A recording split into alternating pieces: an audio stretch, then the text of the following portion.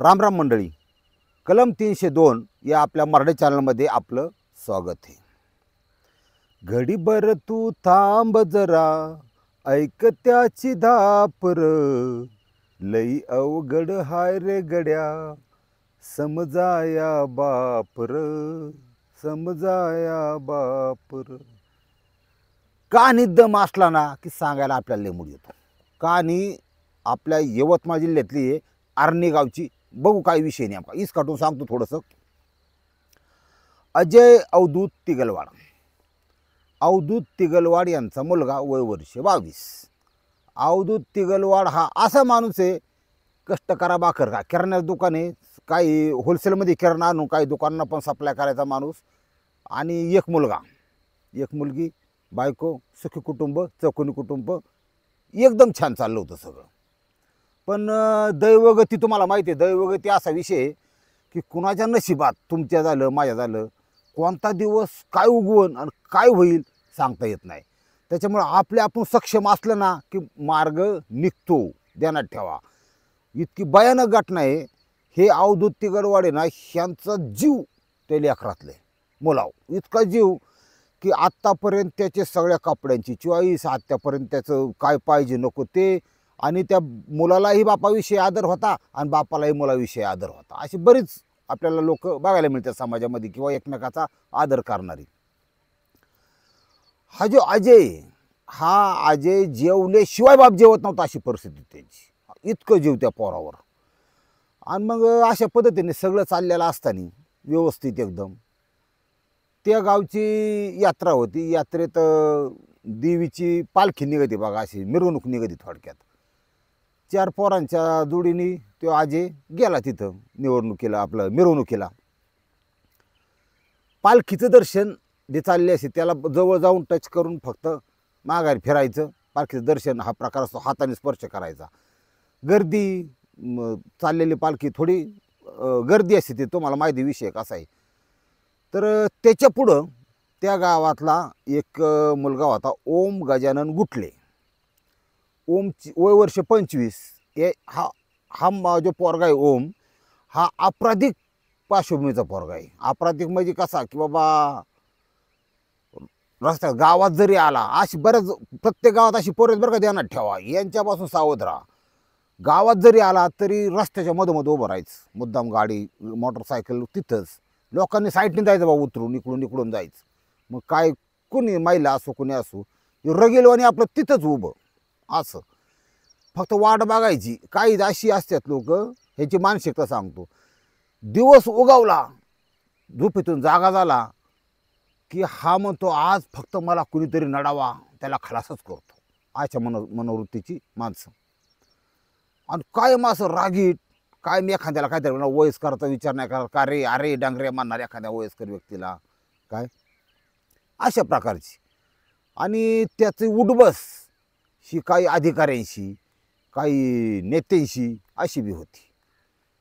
आणि ही कामातून गेलेली केस आहे, ह्याच्या नादाला लागायला नको, अशी गावकऱ्याची भूमिका होती. पण हा डांबीस अशा स्वरूपाचा ओम असू द्या. त्याचं बी लग्न झालेलं, मुलगा लहान त्याला, पण वृत्ती अशी गुंड प्रवृत्तीची. ह्या हात लाईनीतमध्ये पुढं उभा होता आणि त्याच्या पाठीमागं त्या दर्शन घेताना अजय तिगलवाड हा पोरगा होता. आता तुम्हाला माहिती आहे, लाईन अनुभव आला असेल की तुम्हाला जर एखाद्याने मागून रेटलं, धक्का दिला मुद्दाम, काय असते ती येड्या भावकाची, त्यांनी जर धक्का दिलं तुम्ही ऑटोमॅटिक पुढच्या लांब टाकणार ना. आले सिच्युएशन लक्षात तुमच्या. तसं झालं. तिकडून मागून ढकललं की हे पुढं ढकललं की तो जो ओम आहे तिथं चेपला गेला भाऊ, किंवा असा हलवाडला भाऊ. त्याने मागं बघितलं, त्याला त्या तरुण बिरून अजय दिसला. म्हणला का रे, आपल्याला धक्का मारतो का आपल्याला? म्हणला तसं काय नाही, मागून दाखवलं म्हणून थोडा तोल गेला, गर्दी राहो समजून घ्या.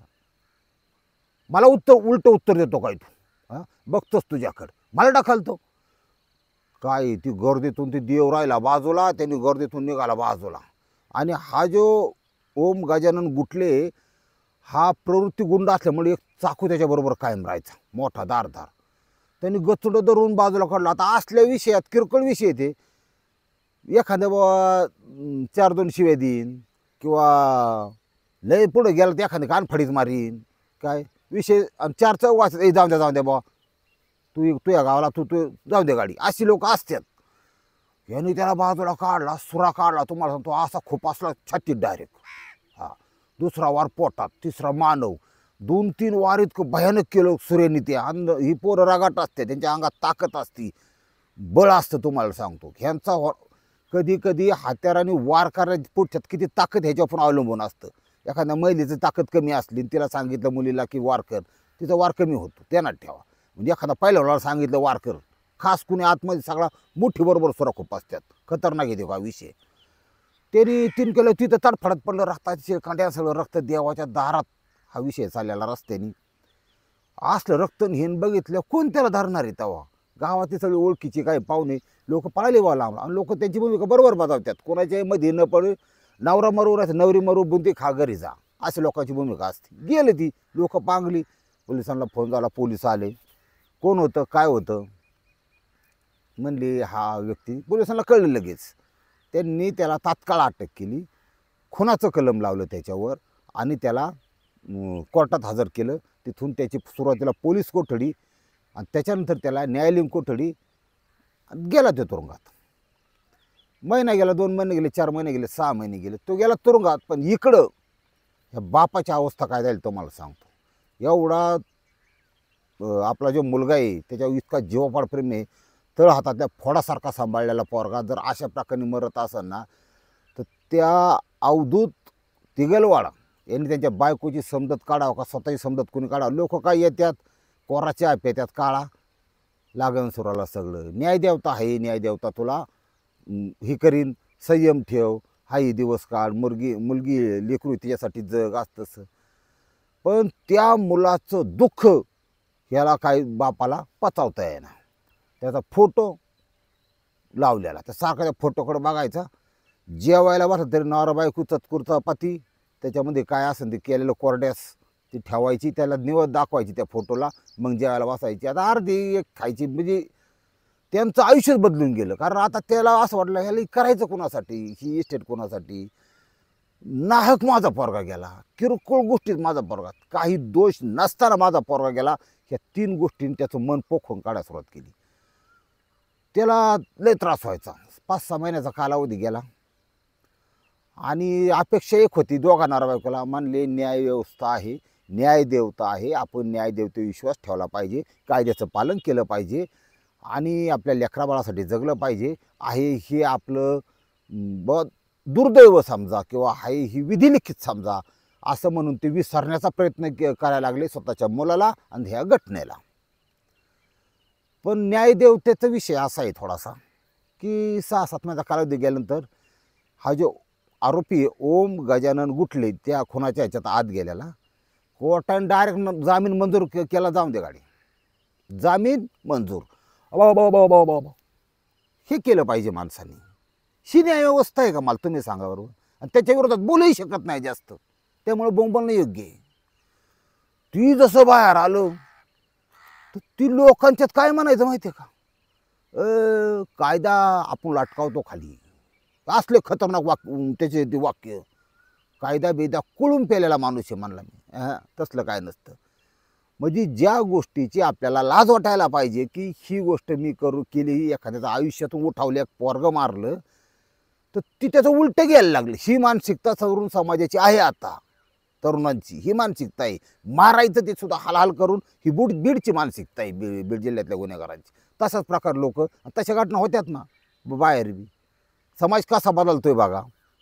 आपलं कुटुंब त्यापासून वाचलं पाहिजे, तुम्ही स्वतः वाचलं पाहिजे, असा प्रयत्न करा. ती बाहेर आल्यावर तर शेला तर जी झोप होती तीच निघून गेली या बापाची. अवधूत तिगलवाड आला म्हणला न्यायदेवता कसं काय अशी करीन भाऊ. तिथं बाहेर आलं म्हणजे माझ्या मुलाच्या मरण्याला काहीच किंमत नाही का भाऊ. ती आई रडायची, शे रडायचा. 6-7 महिने वर्षात काही विसरणं कठीण आहे मुलाला. ते फोटोकडे बघितलं की त्याला असं, तो फोटो त्याला ह्याला विचार खतरनाक माणसाची. त्याला असं त्याला ताकद होत नव्हती फोटोकडे पाहिजे बापाची, की ते पोरच असं बोलायचं, ते पोरग असं त्याला वाटायचं. की माझ्या आयुष्याचं वाटलं झालं.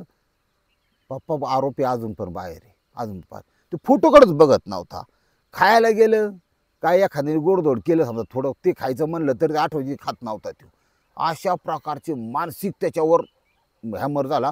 झोप पडून गेली. 3-3:30 वाजता कवा तरी त्याला 2-3चा डोकला लागायचा. धंद्यावरचं ध्यान गेलं. तांदूळ मागितले तर साखर द्यायचा, साखर मागितली तर शेंगदाणा द्यायचा. मानसिक स्थिती त्या बापाची बिघडली. आणि गावात गेलं, दर्शनाला गेलं की 4 गावातली लोक सांगायची, अवधूत डोक्यात राग घालून घेऊ नको. हा त्या मंदिरापुढे रडताना 2दा लोकांनी बघितला. डोळ्यातून पाहणं देवाला म्हणला, देवा हेच का तुझा न्याय, हेच काही काय होतं. एखादा आरोपी जर आत पकडला ना तर काळा कोट ही व्यवस्था ही त्याला सोडवण्यासाठी इतकी जोमाला लागती. हा आणि हे कसं असतं तुम्हाला सांगतो. आता खरं बोललेलं पटत नाही, पण खरं काय तुम्हाला माहिती. खरं असं आहे, एखादा मर्डर एखादा राजकीय पडराने केला तो वरद असता संत माणूस होतो. एखादा मर्डर एखाद्या पैशावाल्याने केला तरी तो पैसा चारून बाहेर निघतो. एखादा मर्डर एखाद्या गरिबाने करू द्या, त्याला वकिलाला सुद्धा पैसे द्यायला नसून द्यात, तो 20 वर्ष गेलाच बळतो बल फाशी. कधी कधी एखादा म्हणजे एखाद्या दलित व्यक्तीने केला त्याला तो डायरेक्ट एन्काउंटर बी करतात. ही न्याय व्यवस्था, ही आपली न्याय व्यवस्था. म्हणजे कुणी मर्डर केलं याच्यावर डिपेंड असतं न्याय व्यवस्था. असं म्हणलं तरी वावगं नाही. तुम्हाला सांगतो, तुमच्या बाबतीत जर काय घडलं, तुम्ही कसे आहे, तुमचे किती पोच आहे, तुमचं काय कसं आहे, तुमच्याकडे पैसा किती, ह्याच्यावर ठरला जातं की तुम्हाला न्याय मिळेल का नाही. याला म्हणतात महाराष्ट्राचं माझ्या तुमच्या प्युअर वाटोळ होणे. हा, कायदा सुव्यवस्था सांभाळणं गरजेचं आहे आणि याच्यासाठी कठोर निर्णय घेण्याची गरज आहे.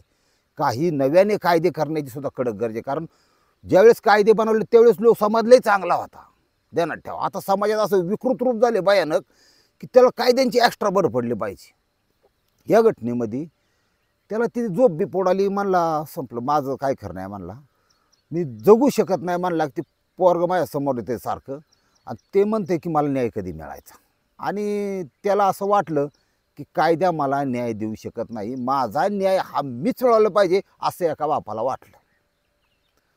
मग त्याने ठरवलं की करेक्ट कार्यक्रम करायचा. करेक्ट कार्यक्रम काय नेतेच करतात काय, माणूस बी करू शकतो, पण मीच करतो आता. अशा प्रकारची मानसिकता त्या अवधूत तिगलवाडच्या डोक्यात शिरली. आणि शुक्रवारी, आत्ता गेल्या शुक्रवारी कोर्टाची तारीख तिथं उपस्थित राहायचं होतं ह्या आरोपी ओमला. त्यामुळे तो आर्नीला आला. तिथून उपस्थित राहिल्यानंतर हा त्याच्या मागावच बाप अवधूत तो परत बाहेर आला. तिथे एक शाळा आहे सनराईज, तिथे त्याचा मुलगा शिकत होता. त्या मुलाला घेण्यासाठी तो गेटवर उभा होता. शेजारी एक मित्र उभा होता. पाठीमागून हा अवधूत आला. ओम पुढं. त्या बापाने ओम म्हणलं. त्याने असं माग वळायला तलवार 3.5 फुटाची असा जोरात गाव टाकायचा. साप कुणी म्हणला तोडून टाकला अर्धा नरड त्याचं. ते पडलं खाली. आकांताने ओरडायला लागलं. दुसरा पोटावर सगळं रक्तच रक्त. म्हणजे 2-3च वार केले. माणूस हा आरोपी जाग्यावर खलास बाहेर सुटलेला ओम. आता हा बाहेर तिथं झालं की ते जेव्हा त्याला बघितलं तरफडताना हिंदी, ह्याच्या डोक्यात तेवढा राग होता. मग त्यांनी सांगितलं पोलिसांना बोलवा लवकर, मला आता अटक व्हायची, मला आता मस्त. त्याला अटक केली, त्याचा पंचनामा केला, बॉडी लोकांच्या ताब्यात गेली. आता 2-4 दिवस झाल्यात, शुक्रवारची घटना आहे. ते पोलीस अधिकाऱ्यांनी संबंधित ह्या बापाला विचारलं आणि त्याचं स्टेटमेंट लेखी येईन ते फार गरजेचं आहे तुमच्यापर्यंत पोहोचवणं. का रे बाबा, तू कायदा हातात का घेतला, का मोड, तू असं का केलं, तू बी संपला ना, आता तू बी आज जाणार. त्याचं उत्तर त्या बापाचं महत्त्वाचं आहे. मला साहेब झोप येत नव्हती, पोराच्या फोटोकडे बघायची हिंमत होत नव्हती.